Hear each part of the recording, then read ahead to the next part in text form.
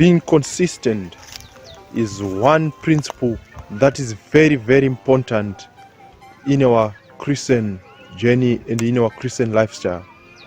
In the book of Daniel chapter 1 and verse 8, we find Daniel determining that he will not defile himself with the king's diet, with the king's meals.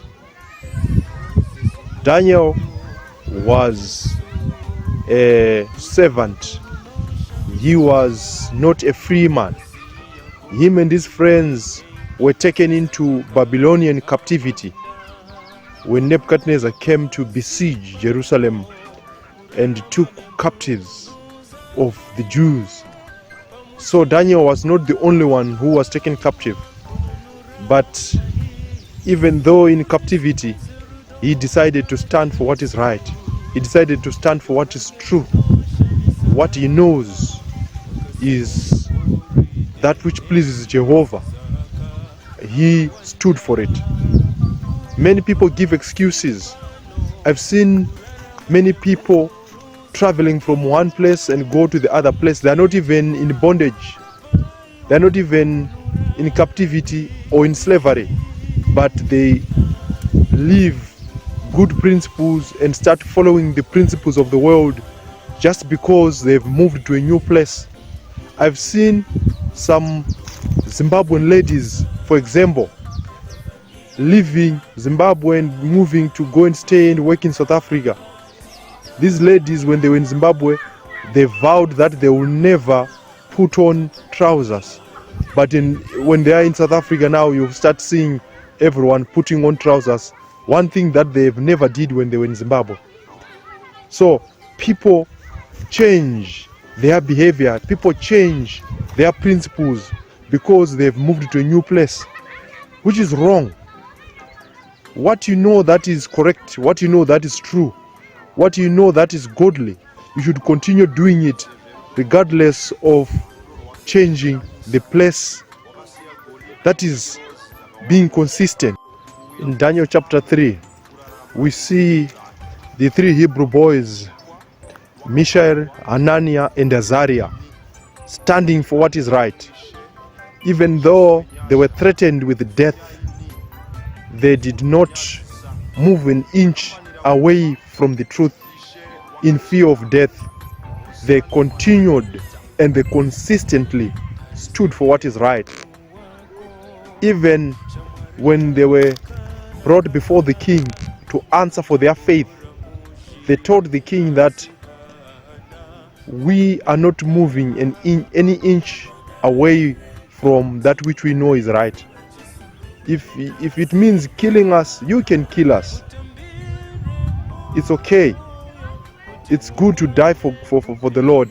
If the Lord does not decide to redeem us, we shall die for God.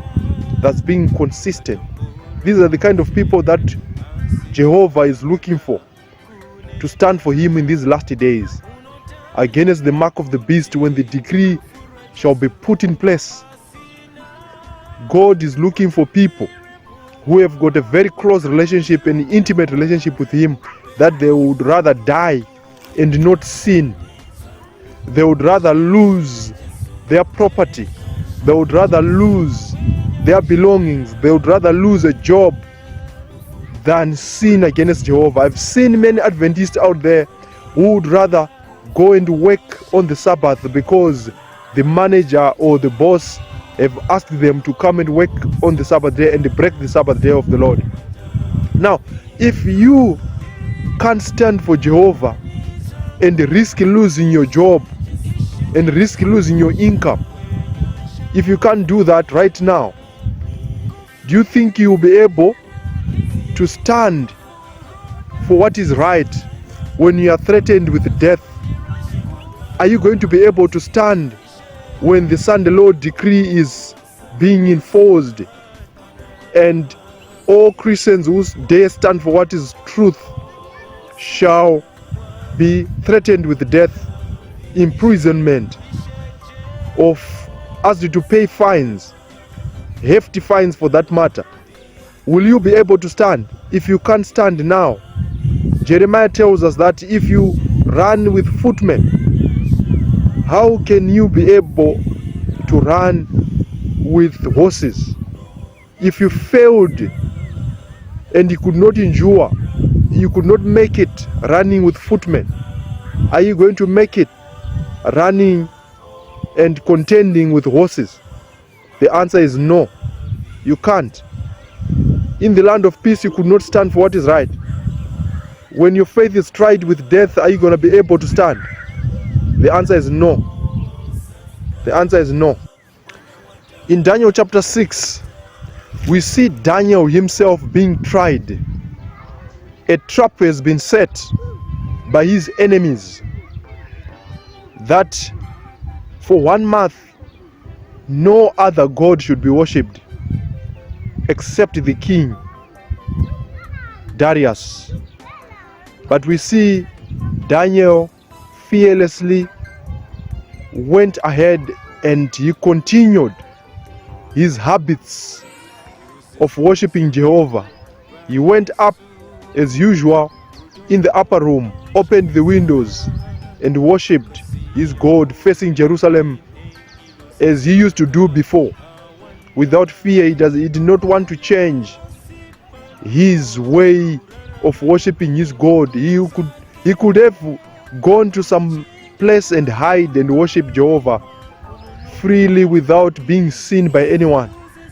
But he thought in his mind that if I do that, then I am fearing man instead of fearing God. So he did not see it fit to fear man, but he continued. He wanted it to be known that he fears God and he has no regard for any man above God. He has regard for Jehovah above man and above the decrees of man, and he does not even fear for his life.